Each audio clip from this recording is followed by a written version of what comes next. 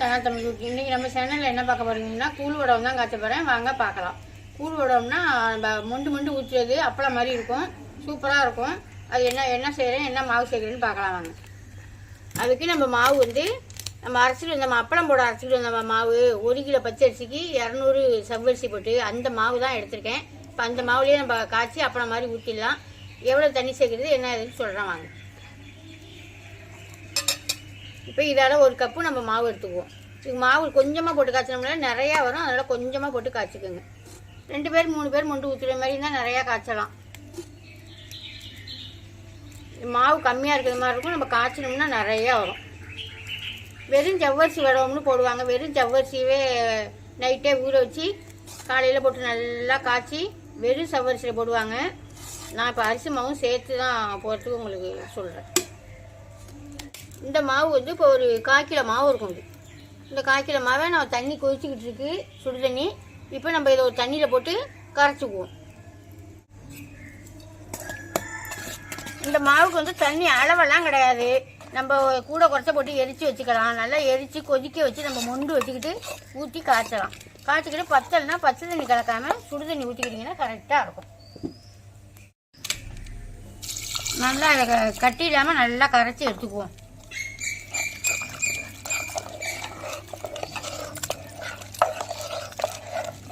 இதுவே நல்லா தான் இருக்கும், பொறன்னு நல்லா தான் இருக்கும். நம்ம அரிசி மாவு சேர்க்கையில் பொறப்பு கிடைக்கும். வெறும் ஜவ்வரிசியில் போடுறதுக்கும் நம்ம அரிசி மாவு சேர்த்து போடுறதுக்கும் பொறன்னு இருக்கும். நான் இதை போட்டு உங்களுக்கு பொரித்து காமிக்கிறேன், நீங்கள் அப்புறமா நீங்கள் போடுங்க. இப்போ தானே வெயில் ஸ்டார்ட் ஆகிருக்கு, நான் உங்களுக்காகவே தான் எல்லாம் முன்னாடி போட்டு காமிக்கிறேன். தண்ணி கொதிச்சுக்கிட்டு இருக்கு. நம்ம கொஞ்சம் தண்ணியை மொண்டுட்டு நம்ம இதை ஊற்றி கிண்டிக்குவோம். ஆனால் கை விடாமல் கிண்டணும், கட்டிப்படாமல். மற்றபடி நம்ம ஜாமெல்லாம் நம்ம போடையில் காமிக்கிறோம் உங்களுக்கு. இப்போ நம்ம இந்த தண்ணி இது பண்ணிக்கிட்டு இருக்கு. நல்லா தடப்பெல்லாம் கொதிக்க வைக்க வேண்டியதில்லை, ஏன்னா இது மாவா ஊற்றினோன்னு உங்களுக்கு கட்டிப்பட்டு போயிடும். இந்த மாதிரி தண்ணியை நம்ம மொண்டு வச்சுக்குவோம். ஓரளவுக்கு சூடு வந்தோன்னா நீங்கள் ஊற்றிங்க. இப்போ நம்ம கரைச்சி வச்சுருக்க மாவை இதில் சேர்த்துக்குவோம். நல்லா தண்ணி கொதிச்சு வச்சுன்னா உடனே ஊற்றினோடனே உங்களுக்கு கட்டிப்பட்டு போயிடும். இந்த மாதிரி கைவிடாமல் கிண்டிக்க வேண்டியதான். நம்ம தண்ணி இது பத்தல்னா இது கரெக்டாக தான் இருக்கும். பத்தல்னா நம்ம மொண்டு வச்சுருக்கோம்ல தண்ணி, அந்த தண்ணியை இது சேர்த்துக்கலாம் கொஞ்சம் கொஞ்சமாக. நான் காய்ச்சிக்கிட்டு காமிக்கிறேன் உங்களுக்கு. இப்போ கூழ் நல்லாவே ரெடி ஆயிடுச்சு.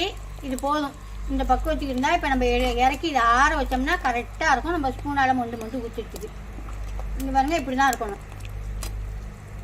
ஆரஞ்சுனா கட்டிப்படும், நம்ம மொண்டு ஊற்றிக்கலாம். அப்பளம் மாதிரி எந்த சைஸ் வேணுமோ நீங்கள் அந்த மாதிரி ஊற்றிங்க. இப்போ இதுக்கு தேவையான உப்பை போட்டுருவோம். நம்ம இன்னும் நான் உப்பு போடல, இதுக்கு தேவையான உப்பை போட்டுக்குவோம்.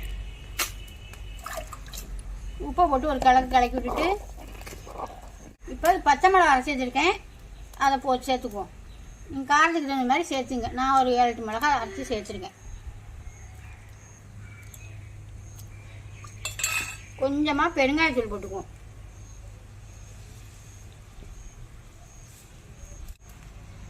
ஜீரகம், அவ்வளோதான். ஒரு கிளறிட்டு இறக்கி வச்சிட வேண்டியதான். இறக்கி ஒரு 2-3 எண்ணத்தில் ஊற்றி வச்சுட்டோம்னா ஆறி போயிடும். நம்ம மொண்டு ஊற்றுறதுக்கு ஈஸியாக இருக்கும். உப்பெல்லாம் பத்துதான் என்னன்னு கரெக்டாக நான் எடுத்து நாக்கில் வச்சு பார்த்துட்டு உப்பு பத்தலைன்னா உப்பு போட்டுக்குவோம்.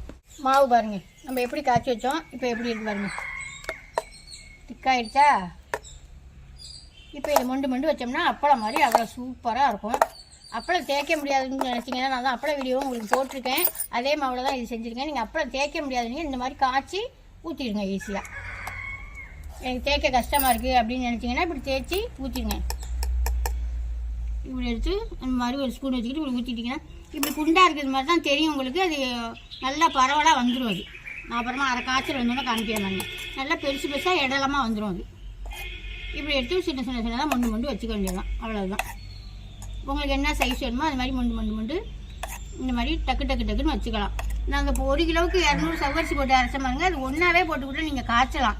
காய்ச்சி ஒரு 2 பேராக இருந்து டக்குன்னு மொண்டு வச்சிடலாம். ஒரு 10 நிமிஷம் தான் டக்குன்னு மொண்டு வச்சிடலாம். ஆனால் இந்த மாதிரி சின்ன ஸ்பூனாக வச்சுக்கிட்டு மொண்டு வச்சுக்கோங்க.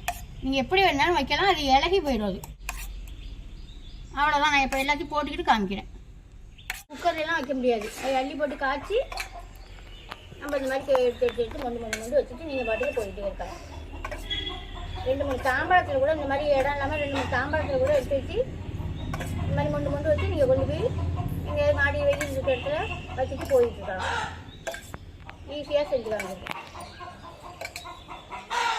இதில் காயட்டும் பொரிச்சும் காமிச்சிடும் உங்களுக்கு.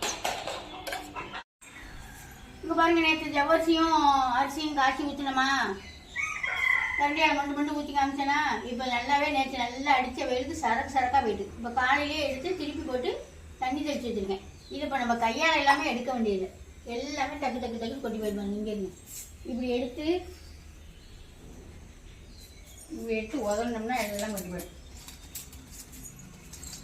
இது ஏன்னா சவ்வரிசி சேர்த்துக்கலாமா, படல் அப்படி கொட்டி போயிடும். இப்படி லைட்டாக நல்லா தண்ணியை தெளிச்சிருங்க மேலே, அதெல்லாம் காஞ்சி போயிடும். பயப்படாமல் தண்ணியை தெளிச்சுட்டு இப்படி எடுத்து உதறினீங்கன்னா எல்லாம் கொட்டி போயிடும். அவ்வளோதான், ஈஸியான வேலை உங்களுக்கு.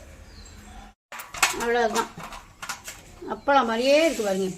ஏதாவது வெயிட்டாக இருக்கா, ஏதாவது பண்ணிடுவாங்க. எவ்வளோ பெருசாக நம்ம ஊற்றணும் உண்டு, எப்படி இருக்கு பாருங்க. இன்னும் காஞ்சதுன்னா இன்னும் மெல்லிசாக போயிடும்.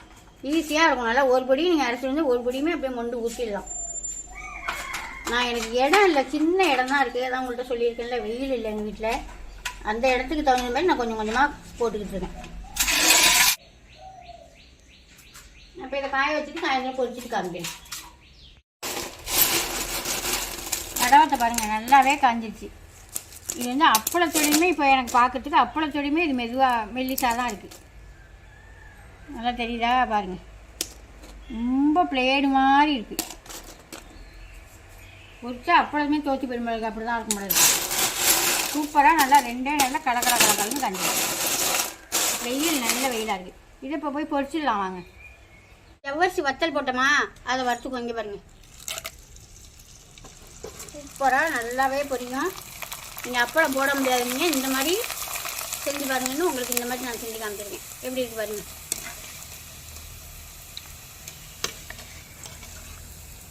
அப்பளத்துக்கு அரைச்ச மாவு தான் அது. நீங்கள் அப்பளம் போட முடியாது, தேய்க்க முடியாதுன்னு சொல்லினீங்க, இந்த மாதிரி ட்ரை பண்ணி பாருங்கள். சூப்பராகவே வந்திருக்கு. அப்பளம் மாதிரியே தான் இருக்கும். கொஞ்சம் நான் உடச்சி காமிக்கிறேன், இன்னும் கொஞ்சம் பொரிச்சிக்கிட்டு நான் உடச்சி காமிக்கிறேன். அவ்வளோதான், ஜவ்வரிசி உடவும் ரெடி ஆகிடுச்சு, பொரிச்சாச்சு. சூப்பராகவே நல்லாவே பொரிச்சிருக்கு.